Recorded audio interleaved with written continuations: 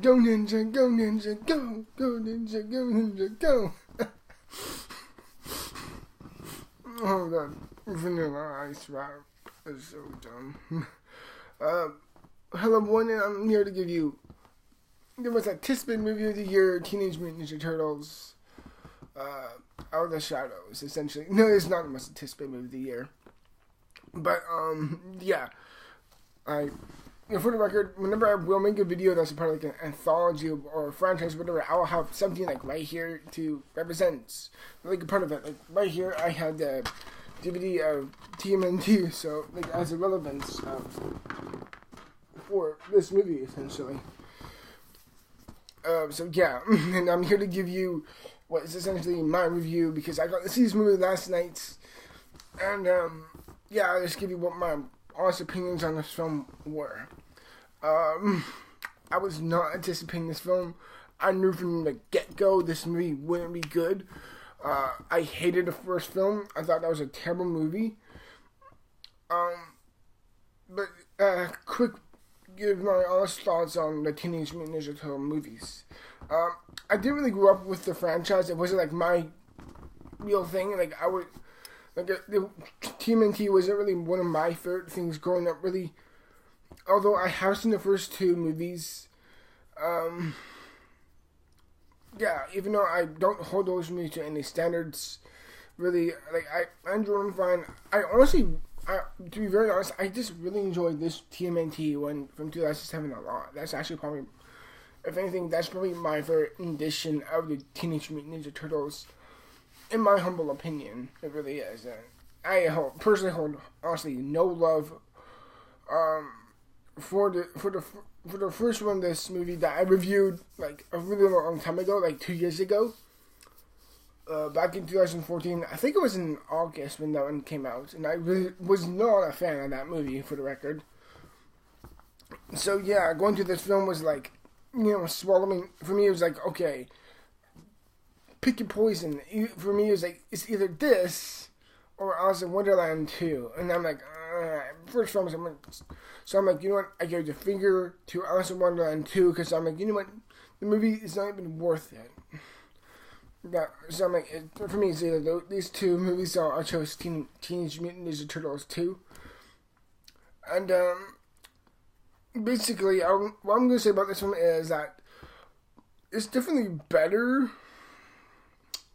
than the first one. It definitely has some things that I will legit straight out say I do enjoy, but it still suffers the same mistakes and a lot of bad material. But here's why: the story isn't like really who gives a crap in my opinion. Like there's Michelangelo, the 14 Ninja Turtles named after the Renaissance greats: Raphael, Donatello, Michelangelo, Leonardo, the cool leader, Raphael, the stone cold warrior type of person of the group, who's always my favorite. Raphael was always my favorite of the group. I loved him.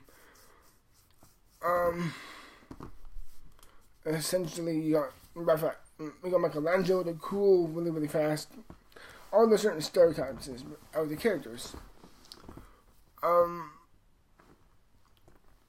Here's what I liked about this movie. I really, actually, strangely enough, I really enjoyed Bebop and Rocksteady. Their additions were actually, strangely enough, in my opinion, were very welcome. I really enjoyed them. I thought they were actually fun.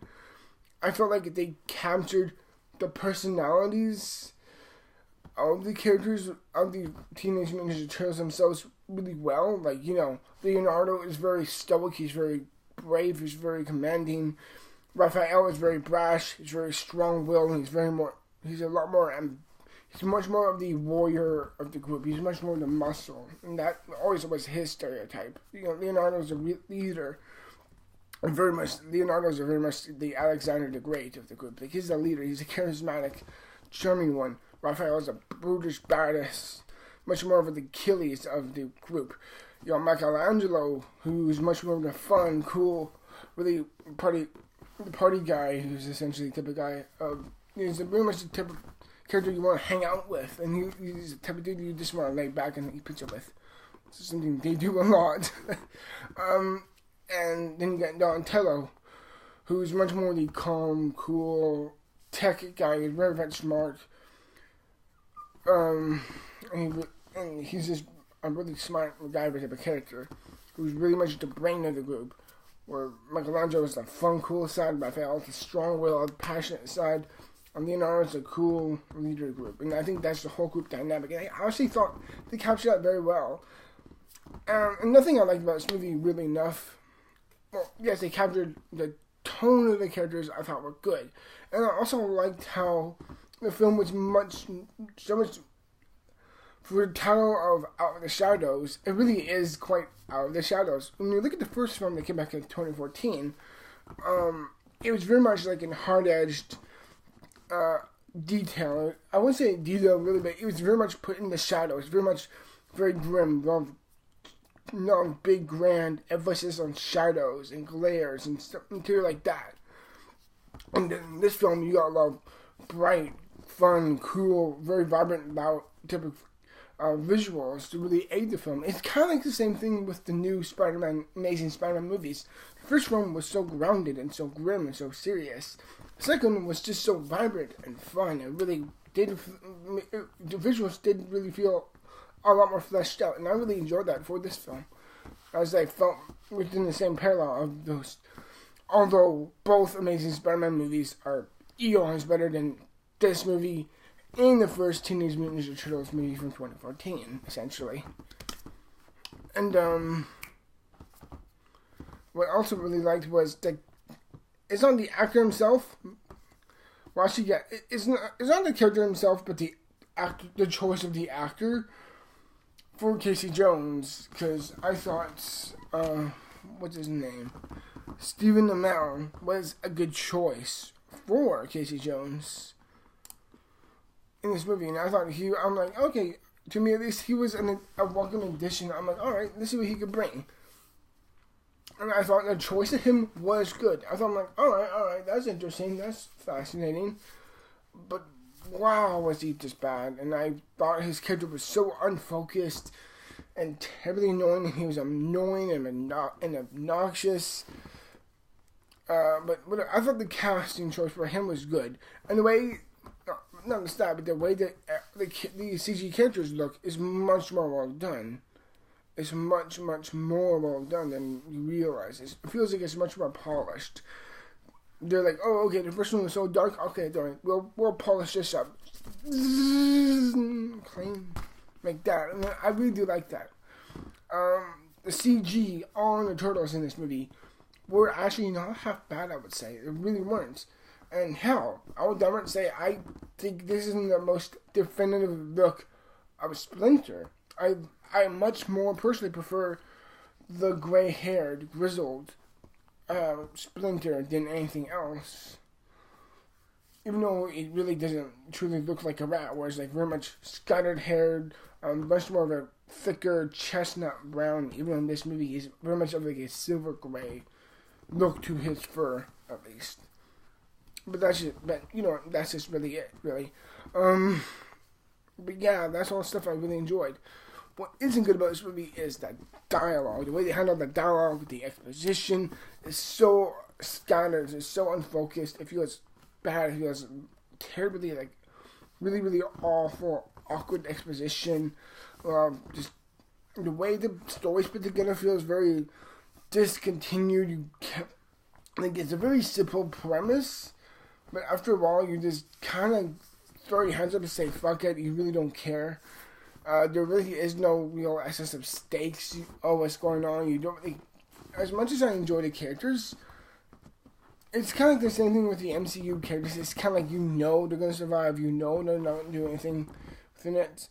Although I will say, I did enjoy the relevance between the balance out of, like in TMNT, it was much more of the relationship between Raphael and Casey Jones. In this movie, it's Michelangelo and Casey Jones, and I thought that was a bit more of an interesting toss-up in how they complemented each other. Okay, it's not only how they complement each other, but it's how they work off each other, and how you see what similarities they have. They're very much laid-back, free-spirited, cool characters. But But yeah, there's a lot of missed opportunities with this movie, and the way they deal with the Casey Jones character of him being giving him a lot of complaints. And he's a very whiny, self-righteous idiot, complaining character who you just want to punch after a good while.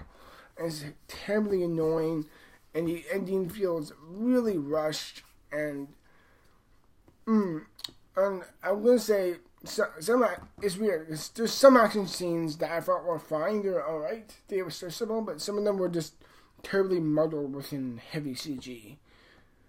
But as a whole, yeah, that's really it. And as a whole, I'm gonna say Teenage Mutant Ninja Turtles Out of the Shadows. It's better than what I expected, but still wasn't good. It's not good. But there's some things that I do admittedly enjoy as a whole. Well, it's yeah, you gotta appreciate for what is good and what isn't good sometimes, instead of being a bitch about it.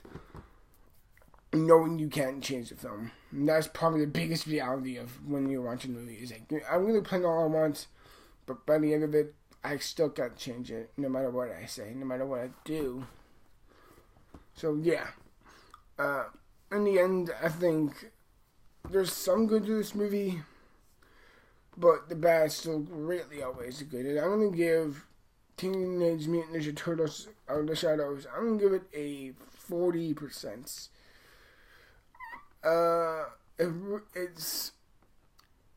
You'll find something to enjoy within it as a whole, but it's still not good as a whole.